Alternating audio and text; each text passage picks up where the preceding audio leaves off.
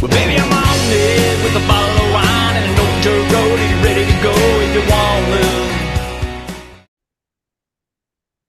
Hey, thanks everybody for joining us today. Live Music Nation Podcast Festival Edition. Today, we are with MJ Ahern. He's Irish, apparently. Well, it's Michael John Ahern, or Michael John Ahern. Michael John. All right. Very good. Very good. In charge of a couple of festivals there, Half Moon Bay Art and Pumpkin Festival. That sounds primo. And then, man, he's got just a lineup of Union Street Fairs, the Sonoma Golf Club Summer Concert Series. Lots of things going on. MJ, thanks for joining us. My pleasure. Thank you. You're a man of many stories. Give us a little background on you. Where'd you grow up? Talk a little bit about your family and career. I grew up in Redwood City, California, the county seat of San Mateo County, just below San Francisco. In fact, for a while, we were the home of the three-time world champion San Francisco 49ers before they moved to Laughlin. Near Palo Alto, Stanford University, that area. Okay. Yeah. Very good. So let's jump. Oh, go ahead. No. And I mean, what led me to the festival world, which is what you wanted to know, was I have been a professional musician for my entire life. And it was just one of those things where, you're playing out a lot, you're meeting a lot of people.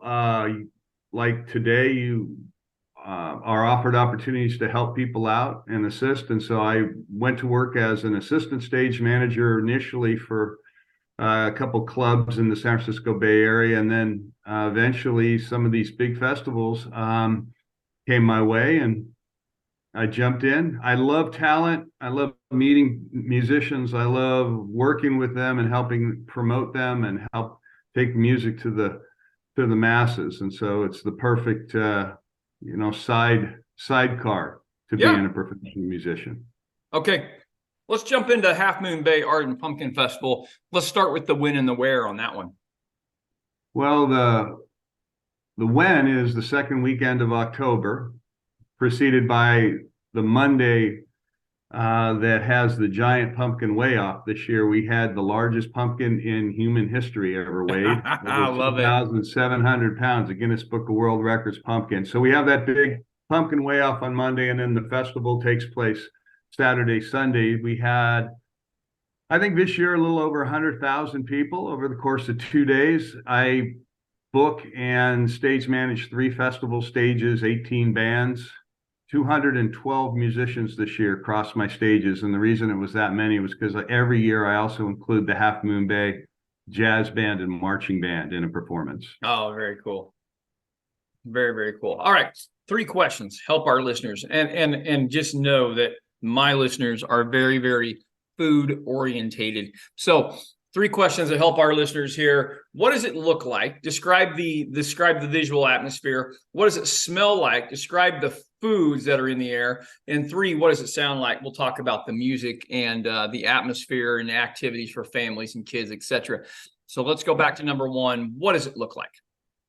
Well, you got a downtown, kind of a heritage small town. Half Moon Bay sits right on the Pacific coastline, and we bring in merchants and artisans from all over the Western United States that set up their tents and sell their wares. So you have basically an entire downtown that's very active. You also have nonprofits that have set up and are there with their wares and offerings. And then 3 different locations to the north, to the south, and right in the middle where we build music stages and have live music going on the entire time, no charge, no tickets. And then there's also street artisans and performers also who move about. And we also have 2 other stages that I don't manage, but they're designed for kids and local performances. All right. Now, let's jump into the topic everybody wants to know about. Talk about the food. What are you guys known for when it comes to your foods? Well, we are on the Pacific coast. And so we have, just by nature, we have access to fresh seafood. And that lends itself into a festival setting to clam chowder. So we do have chowders. Those are well received. We also have a number of food vendors that come in In fact, the main staging area is a big giant. Well, it's a huge parking lot that basically serves our IDES Mhm. nonprofit, Okay. and they lend us this massive rectangle of concrete. We put a raised festival stage on one end of it, and then on the other end you have a horseshoe of food vendors, probably some 20 plus food vendors with more or less a lot of comfort food. Yeah. All right. Now, you mentioned a lot of free stages, a lot of music. I know that's your background. Talk about the music and how important it is, and really give us some samples of some styles that you have. Well, music heals. Music is a universal language. It transcends culture, it transcends generation. Um, I feel a responsibility as the director of entertainment. This is my seventh year of booking, if you will, creating the buffet that our customers, our visitors dine on. And I take that responsibility I guess you would say, like a chef would at a fancy restaurant. I want to make sure that there's something there for everybody. And I also, when I say everybody, I mean I want multiple different cultures of people that come from all over the Bay Area to connect to a genre of music. And I also want young people, little boys, little girls, to look up on those stages and see artists and musicians that inspire them to take up an instrument or become a singer, put down the flat screen, put down the phone. So I work awful hard at making sure I have artists that represent different genres, as many different genres as I can bring to the stage that makes sense. We are a family environment. So I make sure that the artists and the bands that I hire understand that responsibility of when they take the stage, that their job is to engage with an audience in a positive fashion. So that's one of the considerations I take. But across the board, jazz, classical music, classic rock, pop, funk, R&B, the blues. What am I missing? Reggae, ska, Yeah. and then, of course, a healthy dose of some original material as well. Oh, and jam band. Yeah, so we do support the legacy of jam band as well. Very cool. Very cool. Right. Well, it sounds like you put a lot of thought. I mean, obviously, your background helps into doing that. And as a musician, I'm absolutely sure that they appreciate that. And the listener, the audience, when you go into it with that thought process, that's incredible. That's incredible. Now, you just mentioned that you just took over another festival there in San Francisco. Let's talk a little bit about that. Yeah. Well, yeah, the overall big production company that takes on a festival or a fair like the Half Moon Bay Art and Pumpkin Festival, that's a big project, right? Mhm. And music is just one aspect of it, as is the food you mentioned, and the artisans who come, and the parking, and the security, and working with the merchants, and all the different X, Y's, and Z's in the equation that add up to a great event. Well, there's a production company called Miramar Presents, and that's who I work with. And they took on the festival in San Francisco, the Union Street Festival, this year in April. And actually, it was June.